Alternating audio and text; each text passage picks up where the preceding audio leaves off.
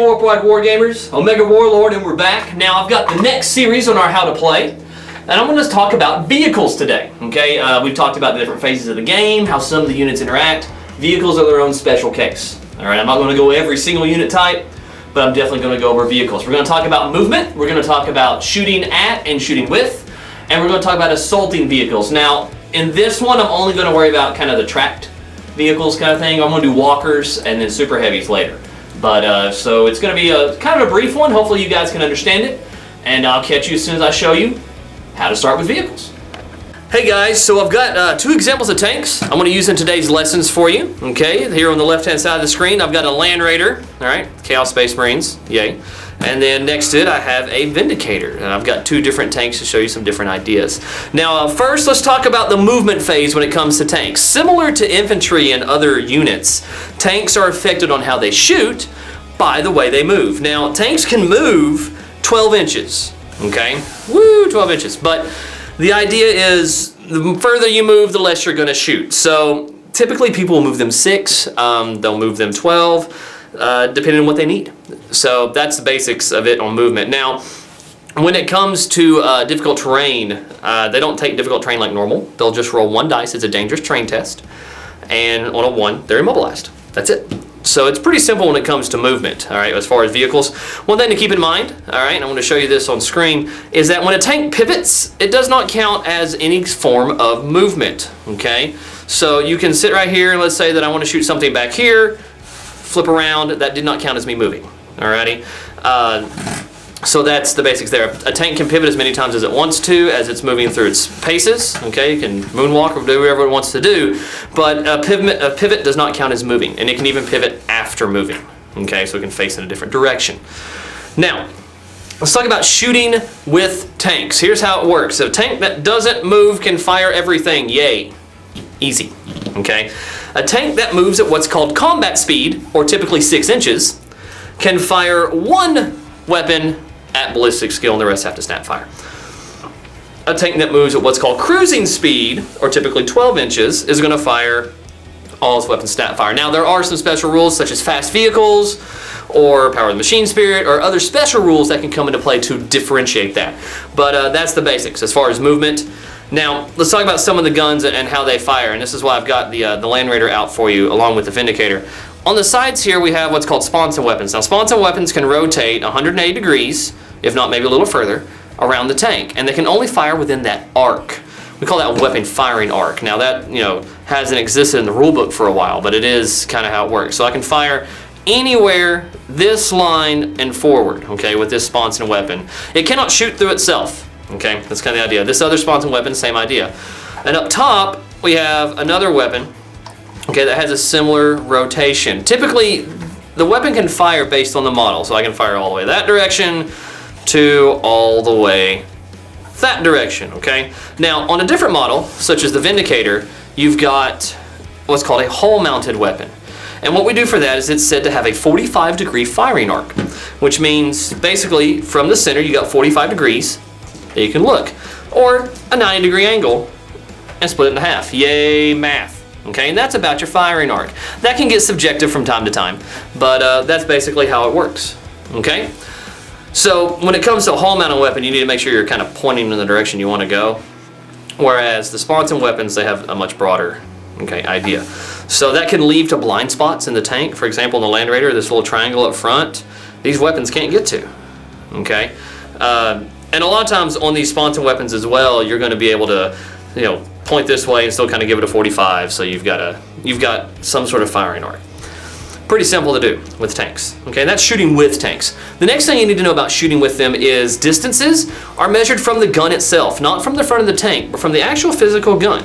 So it can matter sometimes when you model your vehicles, you know, like these have little spots that you can put a different gun in here. If you put one here versus here, you get a little bit of different range, okay? So, here we go, with the assist off camera. So if I'm going to put a weapon here, okay, I've got a range from there, but if I'm going to put it back here, it's going to be a different range, okay? So that can matter when you're modeling vehicles. Don't be the kind of person that's like, I'm going to tack it on down here. No, that's called modeling for advantage, and most people won't like you, right? So don't be an unliked person, be a liked person. So that's it with shooting with vehicles. Shooting at vehicles. Here's where it gets a little fun. Okay. So what you need to worry about with shooting with vehicles is what's called armor value. Vehicles don't have wounds. Okay. They have hull points. It's kind of the same thing. This particular Land Raider has 4 hull points. And then you got to worry about armor facings. Okay. To determine an armor facing, we have what's called front, we have side, and we have rear. And it can matter where things are set up, depends on where they're going to shoot. So in this example, I've got a bike here who right now is definitely shooting in the front arc, where this bike would be shooting on the side. Now a Land Raider has 14 value all the way around, so it's not that important. But if I pull out the Vindicator, you're going to have 13 on the front and either 12 or 11, depending, on the side. So it's going to matter. Different weapons can hurt different values.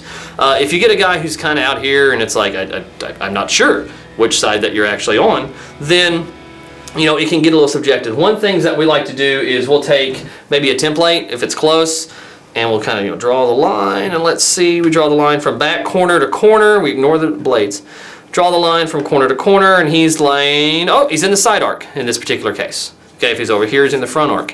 If it's like down the center, all right, sometimes we'll 4-up it, sometimes we'll say, you know, that's when we actually have to have discourse with your opponent. If you're in a big tournament setting, sometimes it's better just to call a judge, hey, which arc is he in?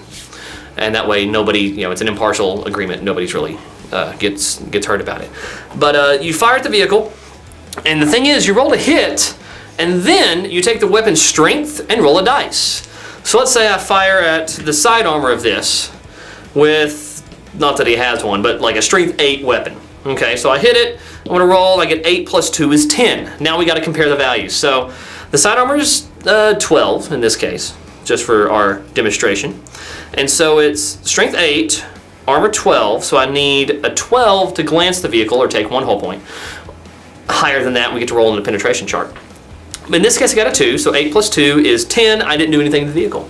Now, if I'd rolled something like a 4, 8 plus 4, we're going to get a glancing hit, and that's 1 hull point. If I go higher, if I go 5, it's penetration. We roll on the vehicle damage chart, okay, which you can find in your rule books, and they apply different results, but they always at least take 1 hull point, which is important to know. Okay, hulling out vehicles, as we call it, is a great way to kill them off. Okay, now. That's shooting at them, okay? Vehicles take cover just like everything else. If they're 25% covered, they get a cover save, all right? If they have a special roll that gives them cover, it's a 5-up cover save. It's pretty nice. Some vehicles have special rolls like skimmers where they jink and they get a 4-up cover save. But it affects the vehicle in turn. Now, that's shooting with, shooting at, so let's talk about assaulting. First off, these vehicles don't assault. Okay, they do a thing called tank shock where they move through them and you have to roll a thing, and I'm going to go over that later. But they don't actually assault. Getting assaulted at a vehicle, okay, if somebody charges in here, there's 2 things that can happen. You're going to assault the vehicle, and you could cause Hammer of Wrath attacks. Now, Hammer of Wrath attack is against the facing value. So if I charge in here, I'm against armor 13. And the back of this vehicle is armor 10. If I charge in here, I'm against armor 10. So it's going to matter a lot. That's a whole 3 points of difference. But once you assault a vehicle, here's what you need to know. 1, did it move? If the answer is yes, you hit it on 3s. Unless your weapon skill 1, then you hit it on 4s. All right? If it didn't move, you actually get to hit it automatically. It's always good. 2, what is the back armor?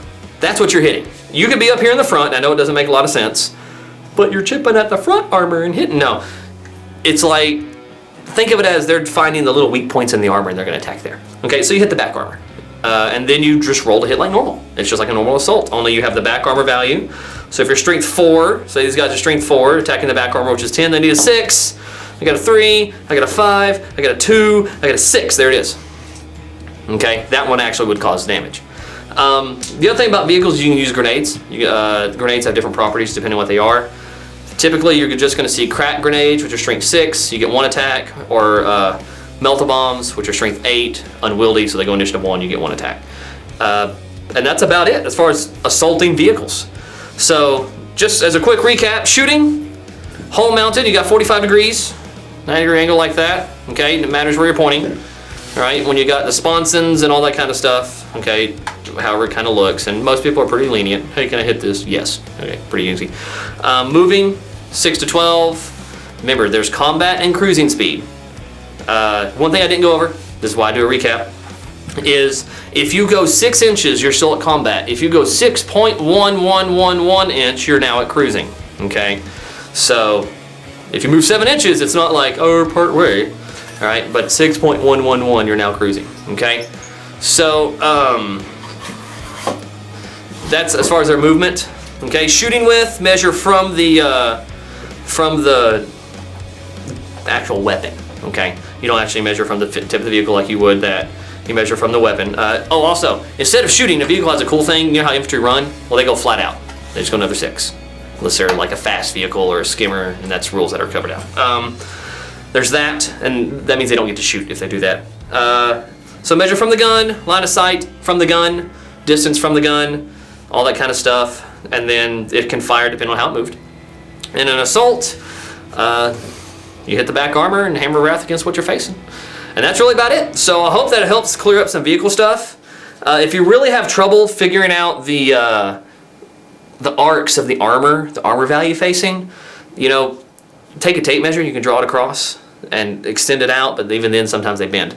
So we find that the templates here are really, really good if you can set them out and say, okay, what armor value facing is he in? Because they're nice and flat and fairly sturdy. So we find those to be pretty good. A lot of times you'll see us use tape measures just because it's quicker when you always have it in our hand. But just, you know, don't argue to your blue in the face. Just find out what it is. If all else fails in a tournament, call a judge. All right, so hope you liked. Share, like, subscribe, like we always do. And hope to catch you guys on the next How to Play. It'll be walkers, super heavies, and I might throw some gargantuan creature in there too. I haven't decided yet. So you have to watch to find out. Thanks, guys.